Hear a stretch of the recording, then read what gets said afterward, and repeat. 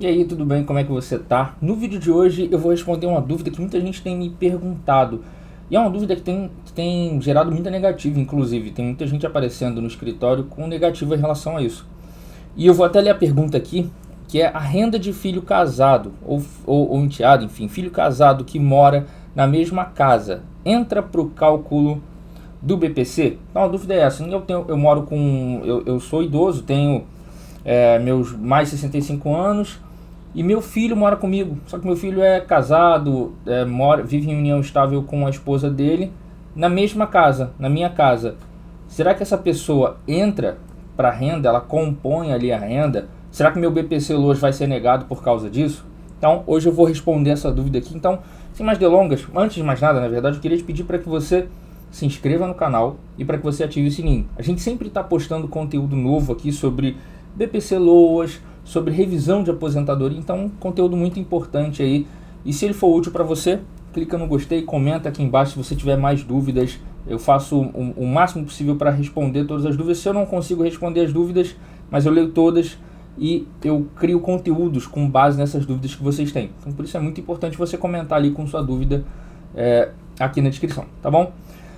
Outro detalhe, às vezes você está receoso aí ou receosa de entrar com um pedido de BPC Loas por achar que ele de repente vai ser negado, ou de repente você está nessa situação aqui, poxa, meu filho mora comigo e ele é casado, como é que eu faço? Será que eu tenho direito? Então eu vou deixar na descrição do vídeo aqui um link para que você possa entrar em contato no nosso WhatsApp e tirar suas dúvidas, tá bom? Então não sai daqui desse vídeo sem dúvidas, não sai desse canal aqui sem dúvidas, a gente está sempre disponível para você. Beleza? Eu vou dar início aqui, botar minha tela aqui no cantinho para que você possa me acompanhar junto comigo. Vai ser um vídeo bem prático, bem tranquilo para que você possa entender, tá? Beleza, ó, renda de filho casado que mora na mesma casa, entra para o cálculo do BPC? A gente vai tirar essa dúvida nesse momento, agora na verdade. Antes de mais nada, na verdade, você precisa entender o que é o conceito de família, de grupo familiar. O Loas, o BPC Loas, ele tem um critério de renda e um critério de idade.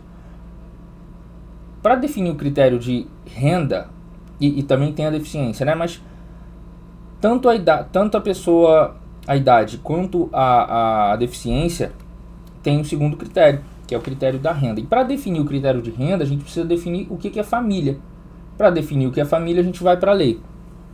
Então, tem o artigo 20 da Lei 8.742/93, que é a LOAS, e eu vou ler rapidão esse artigo aqui com vocês, tá? Ó, artigo 20 diz o seguinte: o benefício de prestação continuada é a garantia de um salário mínimo mensal à pessoa com deficiência e ao idoso com 65 anos ou mais que comprovem não possuir meios de prover a própria manutenção, nem de tê-la provida por sua família.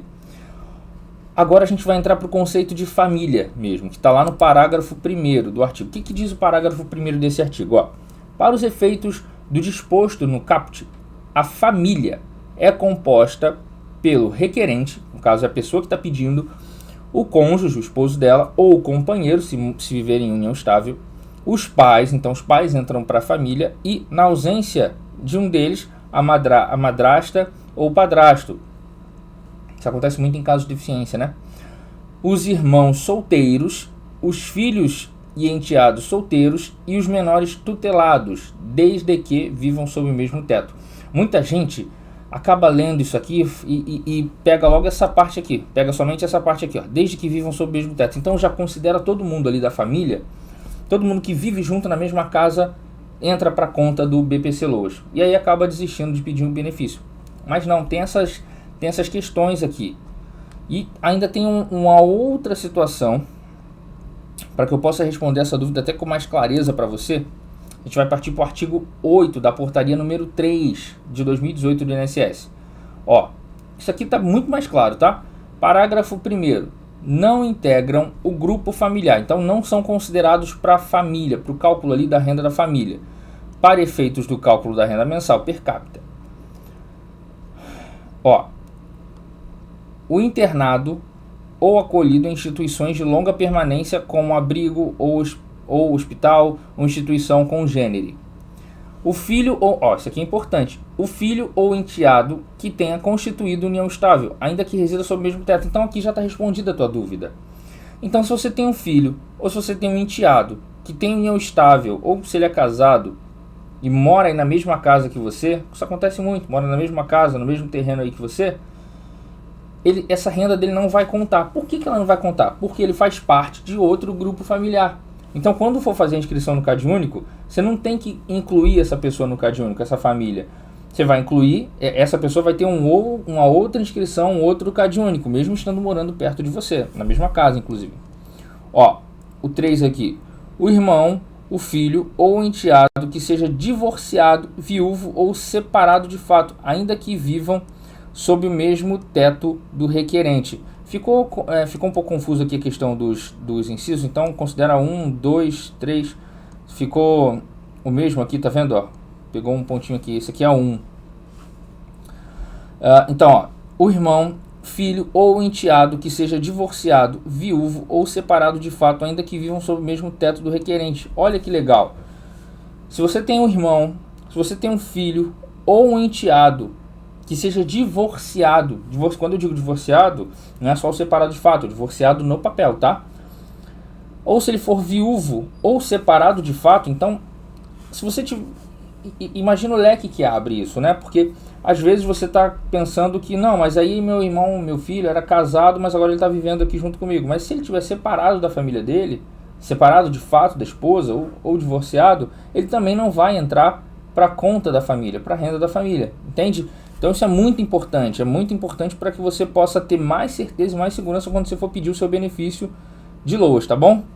Outra informação importante aqui, ó, o tutor ou curador, desde que não seja um dos elencados no rol do parágrafo 1º do artigo 20 da Lei nº 8.742/93, essa lei que a gente acabou de ler. Por exemplo, isso aqui é um exemplo para você. Eu tenho um filho deficiente e um filho deficiente maior de idade, certo? Tem, sei lá, 30 anos de idade e eu sou mãe dele. Eu sou o pai dele. Só que eu sou curador desse meu filho. Então, sendo curador dele, eu integro o grupo familiar. Certo? Por quê? Porque eu sou o pai dessa pessoa. Então, olha, vai entrar, os pais entram na conta. Agora, se o curador for um tio, por exemplo, aí não entra. Entendeu? Basicamente é isso. Tem o parágrafo 2º aqui, mas ele é mais técnico, inclusive. A coabitação do requerente com algum membro de sua família em uma mesma instituição hospitalar de abrigamento ou congênere não se configura por si só em constituição de grupo familiar, a ser considerado para fins de cálculo da renda mensal familiar per capita. Então, mas isso aqui é para mais quem está internado em hospital, ali no mesmo quarto ou no mesmo hospital, não configura como família ali para o grupo familiar, até porque eles estão em instituição, enfim. Basicamente é isso aqui que eu queria te passar, para que você possa entender de uma vez por todas. E aí você precisa ficar claro para você que não, a renda do filho divorciado, a renda do filho que é casado, a renda do filho ou do irmão que sejam divorciados, separados de fato, não entra na sua conta. Então é importante até você procurar um advogado para ele analisar. Fala, olha, minha situação é essa aqui, o advogado vai preencher uma ficha, a gente chama, por exemplo, aqui no escritório a gente tem uma ficha de atendimento que a gente preenche fazendo uma série de perguntas para você. Quantas pessoas moram com você? Essas pessoas que moram com você, qual é o grau de parentesco delas? E como é que está a situação dessas pessoas? Elas são separadas, são divorciadas, são casadas? Como é que está a vida delas? Você sabe quanto que elas recebem de renda? Então essas informações são muito importantes para a gente averiguar se a pessoa tem direito a receber o LOAS ou não. Por isso que eu deixei esse canal aberto aqui.